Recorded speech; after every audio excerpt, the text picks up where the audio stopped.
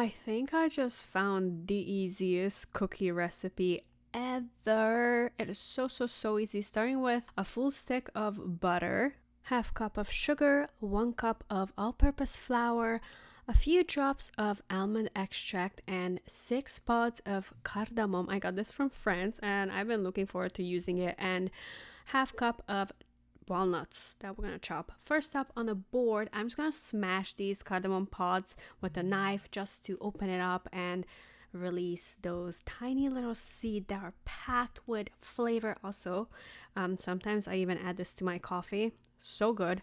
I have this Cuisinart food processor and love this so much that I had to get a second one with a smaller cup. So this is a medium size, and this one says like proper Pro 7.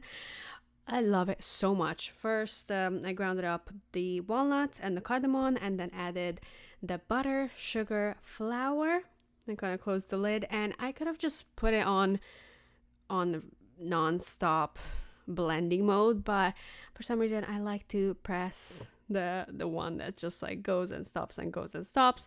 I feel like I'm more in control. Now, this is supposed to be room temperature butter, but I just could not wait. Like, I was so excited for these cookies that mine was still a little bit cold. Did I mention the butter has to be room temperatured? Yes, that's kind of a key to make the dough go faster. I also added a few drops of vanilla extract, and now I'm putting it in the fridge to chill.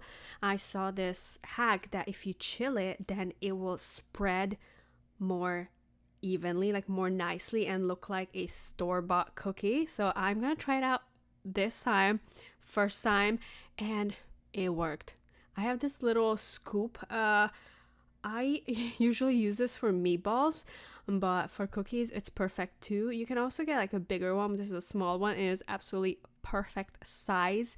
And I'm just placing them about like an inch and a little bit apart. Right now, my oven is preheating to 350, and I'm gonna start baking it at 15 minutes. And I'll check if I need more. I'll add more to it. It really depends on your oven, and because if you have like an older oven, it might take a little bit longer because it's weaker.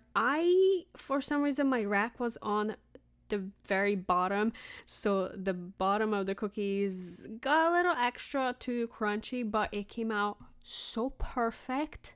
It better than a store-bought, and it just like, it looks crunchy, but it like melts in your mouth. The buttery, caramelly flavor is absolutely amazing.